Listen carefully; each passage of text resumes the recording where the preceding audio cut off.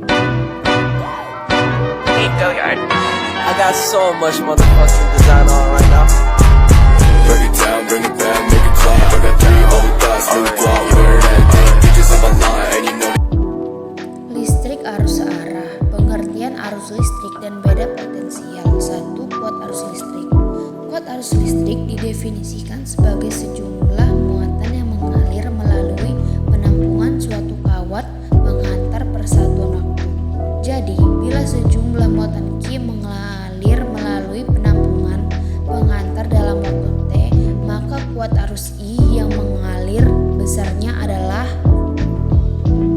I sama dengan QT dengan Q sama dengan jumlah muatan yang mengalir atau kolom, T sama dengan waktu atau detik sekon. I sama dengan kuat arus listrik atau ampere disingkat A, 1 ampere 1 kolom atau 1 sekon. Dalam persamaan tersebut, R dapat dianggap sebagai tetapan kesebandingan. Tetapan ini selanjutnya disebut hambatan listrik atau resistor. I sama dengan VR dengan I sama dengan kekuatan arus ampere. I sama dengan tegangan atau beda potensial.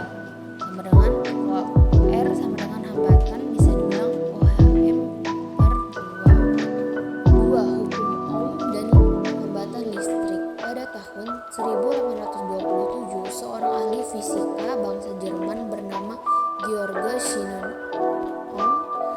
1789 sampai 1854 menemukan hubungan antara arus dan tegangan listrik. Kuat arus yang mengalir pada suatu kawat menghantar sebanding dengan tegangan yang menimbulkannya. Pernyataan ini disebut hukum Ohm. Dalam bentuk persamaan, hukum ini ditulis V sama dengan IR. Rangkaian hambatan.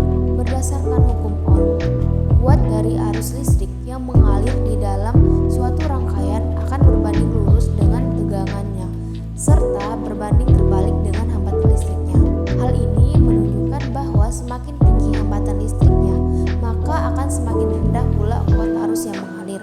Hambatan listrik sendiri bisa diatur pada rangkaian seri maupun paralel. Berikut penjelasan keduanya. 1. Rangkaian seri. Pertama adalah rangkaian seri. Dalam rangkaian ini, hambatan dirangkai dengan cara berurutan.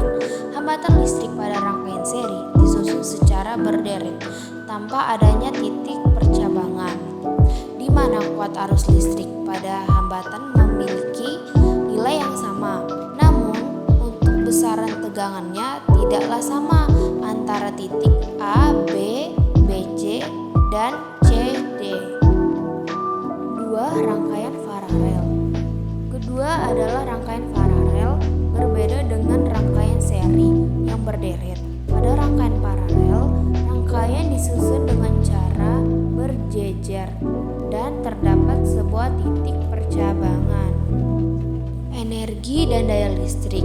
Daya listrik adalah kemampuan suatu peralatan listrik untuk melakukan usaha akibat adanya perubahan kerja dan perubahan muatan listrik tiap satuan waktu. 1. Energi listrik. Yang pertama yaitu energi listrik. Yang dimaksud dengan energi adalah sebuah kemampuan untuk melakukan suatu usaha. Pada hal ini maksudnya yaitu melakukan usaha dalam kelistrikan. Contoh sederhananya yaitu kulkas dapat menjadi dingin karena adanya energi listrik.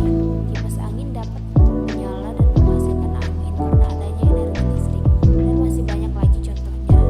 Adapun rumus energi listrik digambarkan sebagai berikut. Keterangan sama dengan T